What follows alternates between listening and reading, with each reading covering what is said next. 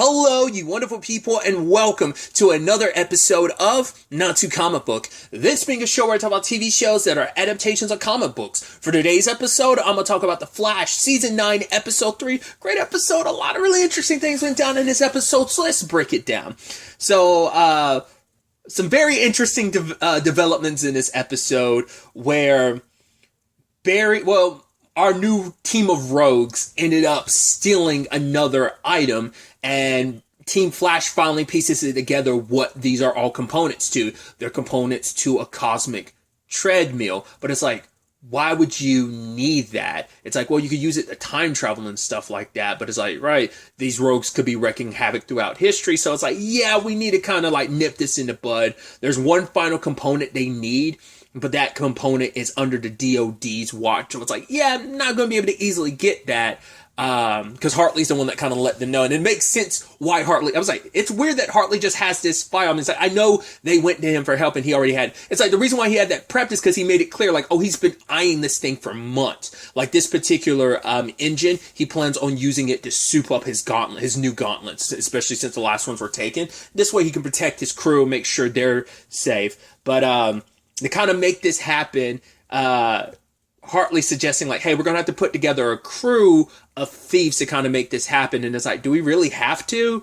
Like, it's like, yeah, because Barry can't do it because there's meta dampening. Like, for one, like, they're, the thing that the meta dampener's connected by, it's what's protecting the vault. Then there's also 4 particular devices that are powering said meta dampener, so they all have to be taken out at once. So you're going to need a squad of at least 5 to kind of make this job happen. So Barry goes about recruiting, which, hey, it's not the first time Barry's worked. I mean, it's not the first time anyone's in this, like, DC stuff. Everyone has worked with villains from time to time. Like, obviously, I think every show, like every DC show's had, like, obviously Oliver's worked with some bad guys, Barry's worked with bad guys in Vast, the Legends, the OG team was comprised of 2 bad guys, Captain Cold and Heatwave, but, they've had, Kara's worked alongside some bad guys, or former bad guys and stuff like that.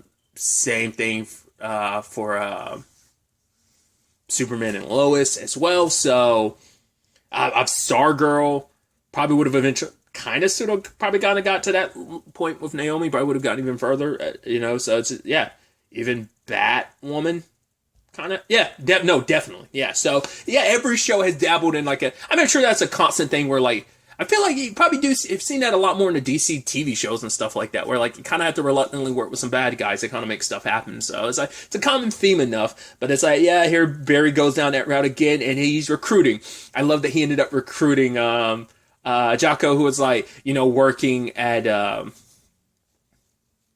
Jitters, and he's just like, oh man, you need my help, Barry? Sure, I'm done with this. Then end up recruiting Mark, who was reluctant. It's like, why would I help you? I guess it should have been a little suspicious. The fact is that he changed his mind despite like being so pissed at Team Flash. Very specifically pissed at Hartley because it's like, hey, you destroyed my attempt to bring Frost back, so that sucks. But it's like, all right, fine, I'll do this because this is what Frost would want me to do. And that's the sad thing. Because at the end of the day, Mark, it's like, if he gets Frost back and she finds out what you did, for one, you betrayed her family. Team Flash is her family. But for him, it's like, yeah, like, his only connection to Team Flash is her. So for him, it's like, I don't know these people. I'm not really down with them. I'm only doing this because there is no special connection there, because it's like, my only connection to them was through her. And it's like, now that she's gone, there's no love lost. They're not my family. But it's like, yeah, Frost would never, because it's going against everything that she stood for, being the hero that she was, being selfish when she herself was selfless. It's kind of like you are dishonoring her in so many regards, which obviously we all get that you love her, but it's like, you're not honoring her by doing this. Once again, you're shaming that legacy of hers. But nevertheless, they bring on Mark, then they bring on Goldface, and I love that. It's just like, and it's like, yeah, it's like, how did you get out? He's like, oh yeah, basically I sold out Immunit. I was like, no, that's such a bummer. I was like, that's so heartbreaking. I was like, oh, because Barry was like, yo, because I legitimately, like, it was a really sweet episode of Goldface and Emunet. It's like they did make a cute couple, and it's like, oh, I wonder, is it just like, did they just write around that because couldn't get Katie Sackhoff, or could it just be like, that they just had to write around that for their own reason? Either way, it's kind of a bummer being like, oh, it would be nice if they were able to I don't know what her schedule is like, because I know like I haven't watched Mandalorian, but I know she's on Mandalorian, so I don't know if like that and other projects might be taking up her time, so she couldn't do this. Well, because she obviously wasn't in last season either. I think the last time she popped up was season 7 the last time she popped up? Or was it season 6? I actually don't remember off the top of my head. Obviously, it's been a while. Either way, it would be nice if she could make like a small appearance, or at the very least, kind of imply like her and Goldface end up working out. I love that his right hand man Carver like can't help but run his mouth. It's like, oh yeah, he's like, yeah, like love means nothing. He's like, yeah, you totally haven't been reading Dr. Zhivago and was crying about, and he's just like, hush, that was supposed to be, kept in confidence. Book club is supposed to be sacred. It's like, I love that they like lean. I mean, because I think the show started, what was it, like season 5 or 6? I would say, no, I think it was season 4 would probably be the first season that they really started introducing it. Like, the show had its comedic elements, but they really started leading into it more in season 4. Because I'm trying to remember, like, Ghostface's introduction was pretty serious, but, like, ever since, his subsequent pop-ups have been a little comedic in that regard. So, adding, like, levity to the whole situation. But regardless, putting together this squad of thieves, but everyone wants things for themselves. It's like them not getting along and bumping heads, because because Ghostface is like, don't I know you? Didn't you like screw me over like back in 2016? And then it's like Jacko start talking, and it's like, yeah, we got to do this. But then it's like Ghostface is like, aren't you the one that set off like a volcano underneath the city? He was like, and Mark's like, yeah, you killed my favorite bartender. He was like, yeah, I was cleared of those charges. It's like, yeah, I did the whole volcano thing, but I made that right, So it's like, this little ragtag, which this universe, I love this universe and its little ragtag misfits that it puts together. But everyone wants the machine for different reasons. Ghostface is like, oh, wait, we're just going to return it afterwards? It's like, no. Mark wants it to bring back Frost. Ghostface could make a good killing off of it. Hartley can make a good, he could use it to power up his gauntlets. And also, Jacko's like, I could use a slice of that money, sending my kid to college and everything. But Barry doesn't trust the team. He's like, all right, you're going to be like this, I'm going to have to basically babysit all of you. Which you're like, whoa, oh, he said you don't trust us, huh? So how are we supposed to trust you if you're not willing to trust us? So, but talking with Iris, especially with everything she's dealing with, it's like, right, her life, she feels like, is cool. Like, we've accomplished so much together, sure, but what about my individual accomplishments? The moment I become a mom, who's to say, like, because, becoming a parent, like, sadly, you do have to put your life on, like, not sadly, but it's like, for some people, they have to put their lives on hold, and you never probably get your life back in the swing of just being about you. I mean, it kind of comes about you being a parent your entire, like, into your child's entire life, not even just when they turn 18, but just their entire life. So it's like, she's scared, like, what if, like, that's why she wants to get in one more big story. So, like, finding out the benefactor behind this new rogues group, it's like, if I can figure that out, this could be like one more big story update. But Barry, it's like, yeah, but you don't have to worry about that. You'll have me. I could do some changing diapers. I could take shifts over, when it comes to Nora. I could, fight crime on 3 hours of sleep. It's like, yeah, like, the fact is that we are in this together, that you'll have me there to help you out, so that it isn't just going to be obviously on you. Like, we can help each other continue to grow, even as individuals, like we always have. So I thought that was beautiful. And kind of trusting each other in that regard, and that made Barry realize, like, right, I got to trust the team. So I figured as much. I was like, right, he's going to end up giving them a reason to trust him. I was like, he's going to tell them his identity as a Flash. I love that Jacko's the one that was like, isn't it obvious? Barry's the Flash. And it's like, how do you know? It's like, they had the same jitter order, and I love Barry's face, like, what? That's how you figured it out? And Ghostface is like, because he was even saying, like, how do you maintain this facility? That's something I love, that it's a running gag at this point in time. It's been a gag for years. It's like, how the hell do you keep this place running? They have semi-answered it because they made Star Labs, or at least part of it. Like, I don't know if they still do. I would assume they still do. They just don't talk about it as much. But they kind of made it into a museum, and that's how they kind of, and it's like, I wonder, is that not as much of a thing anymore? That was like their jokingly like source of income for at one point in time to kind of keep the lights on in this facility. But the whole situation, I love it because obviously Mark and Hartley already knew, but it's like, hey, now the rest of the team is on, and Jocko's the one that ended up figuring it out. But I also love that Barry's like, all right, to make this even, like, Hartley gets the machine, but he's only going to use it to keep his crew safe, but then basically you're going to give everyone else $250,000 or whatever. He's like, what? He's like, what? You said it's only fair, plus you said you didn't care about the money. So it's like, all right, fine. So luckily everything did kind of go off without a hitch. Problem is, Mark ended up betraying the team. It's like, right, the benefactor got to him before Mark could. And once again, it's like, Frost would be disappointed in you turning against her family like that, but for Mark, he's that desperate to save her, you know? So basically the rogues get Team Flash rogues versus this new enemies rogues. And I love like the face-offs between like I keep saying Ghostface, Goldface, and Captain Boomerang.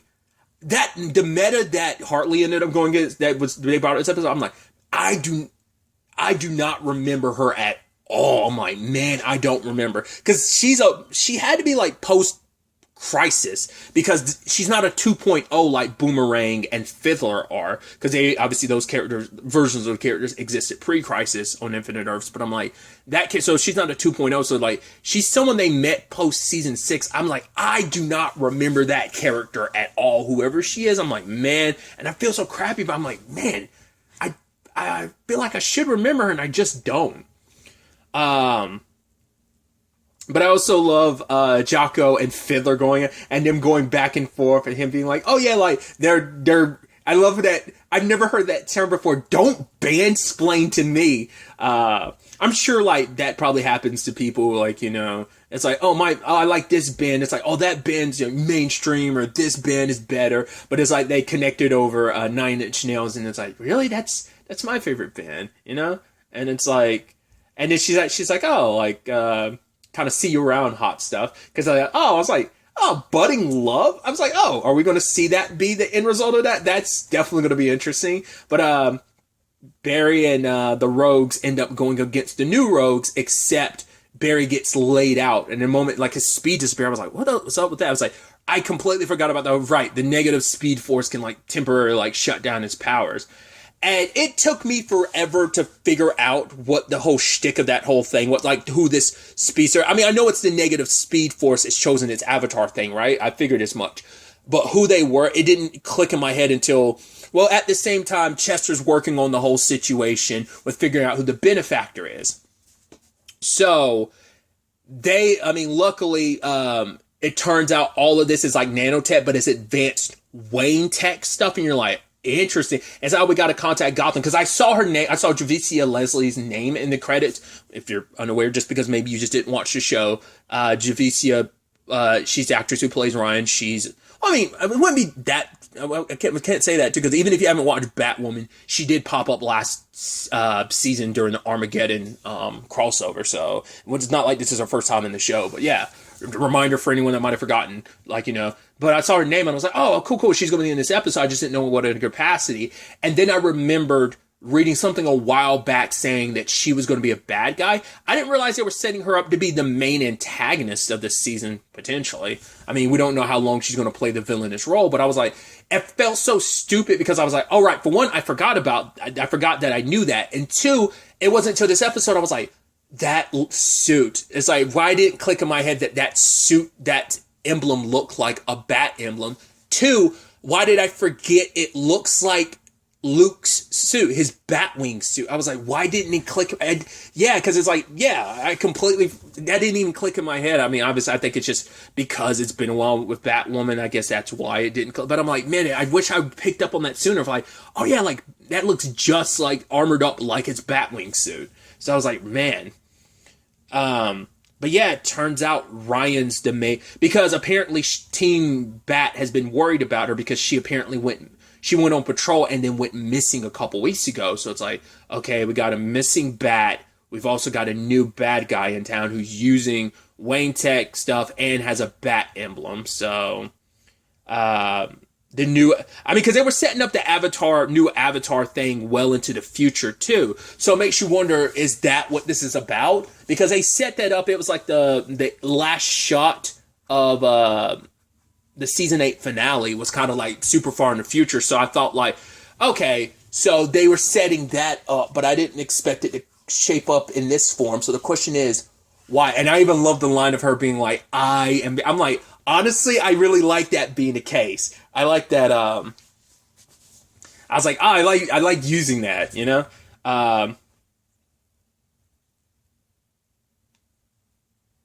Especially in this regard of her playing like the more villainous role. I like that she gets to play that.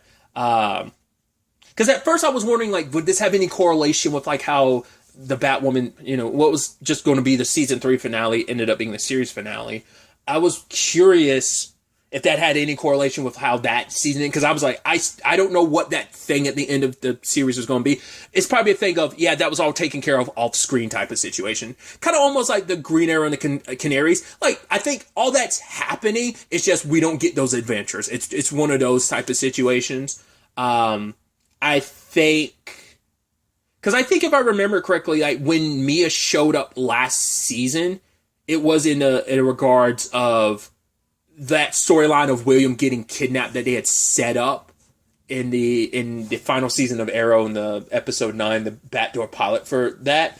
That element had still not been resolved. She was still looking for her brother. So either way, so like I said, interesting development. And obviously Mark's kind of reluctant to, you know, it's like, right, he thought he was helping out with the whole getting Frost back, but it's like, no, Ryan or the Negative Speed Force has its plans, and it's like, right, I need to make this all happen first before you all get what you want. I mean, other than like money and stuff like that, I wonder, do each of them all have something that's wrong that they want fixed or something?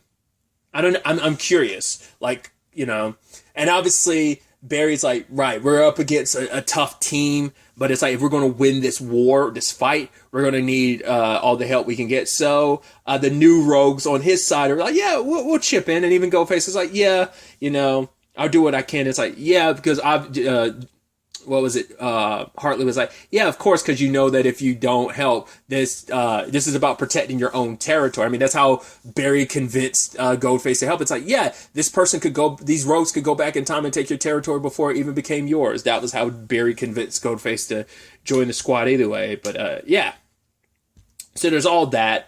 There's also kind of like, you know, playing into the whole, because this will tie back into my initial thought. We'll see whether or not that ends up being the case. But my initial thought, because there's the Chester and Allegra thing. I was wondering about like the dancing last episode, and it's like, oh no, it turns out Allegra's avoiding Chester like crazy.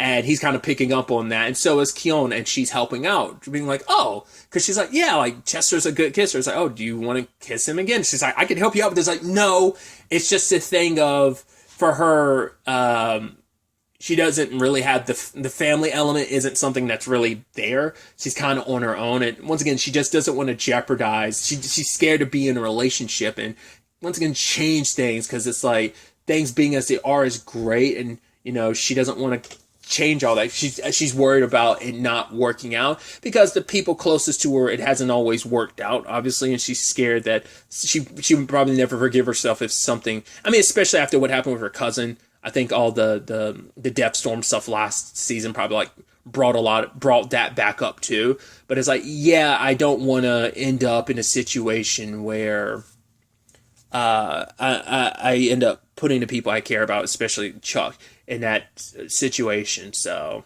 she's keeping her distance. She's going like, oh, I'll figure it out on my own. So we'll see, but there's going to be more awkwardness. But the reason why I'm also bringing that up is because it kind of ties into what I was wondering. I was wondering if this version of Ryan, well, we know present day she's missing, but part of me was wondering, like, well, could this have something to do with the Armageddon situation last season? That could this be a Ryan from, because also like she has white streaks in her hair, so I'm like, could she be a way older Ryan that's been doing some time traveling or something like that? Because like this is because Ryan, because obviously we ran into Ryan last season because of Armageddon in 2031. So I was like, could this be a Ryan that's like, could this be a Ryan that's kind of in a similar circumstance to like the Savitar situation? The reveal of like, oh, it's one of Barry's, God, what do you call them?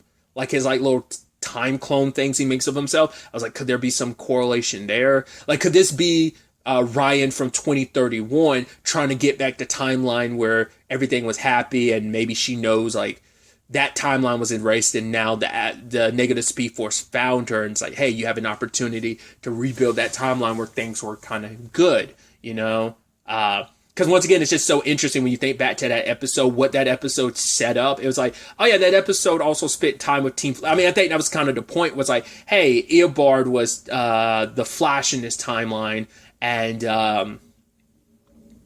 the episode spent part of the time with Team Flash. It's like Ryan and her situation with Sophie, and there's also Alex being there, and also it leaned into the whole Allegra and Chester of it all. So that's where I'm like, those factors, those connecting points made me go like, could there be a correlation there? So, but once again, what would this have to do with Ryan being missing for weeks, present day, like in an alternate timeline that no longer exists? Once again, that ends up being that conversation of, are there remnants of those timelines? But it doesn't seem like that's the case. It seems like once those timelines are done, they're undone, once you branch into a new timeline, that previous timeline disappears. So that's where I'm wondering if there's a correlation there. But like I said, once again, it doesn't explain her being missing for weeks. Why was she chosen? I mean, I wonder, does this kind of feed into some of the story we never got in season 4? Because I'm sure like the team had some idea of what they wanted to happen in season 4. So I wonder, did some of the Batwoman team kind of meet with some of the Flash? Because once again, this is going to be the season of like a lot of like familiar faces and stuff like this, so what other Arrowverse stuff are getting sprinkled in there is going to be neat. I'm sure it's been said. Like I said, I know, I remember reading, or at least hearing about the Javicio returning as like an evil Ryan this season of The Flash. Like I said, I didn't remember until last second, but I think that's some big thing I remember. I don't remember if there was, well, I heard rumors about another thing that I won't mention until it actually happens, if it ends up happening. So we'll see on that front, but I'm very, very excited to ultimately see where all of this ends up taking us going forward into the next episode. So, but really, that's all I want to talk about. Until the next time we meet, be happy, be safe, live life to the fullest, and enjoy it. Good day and goodbye.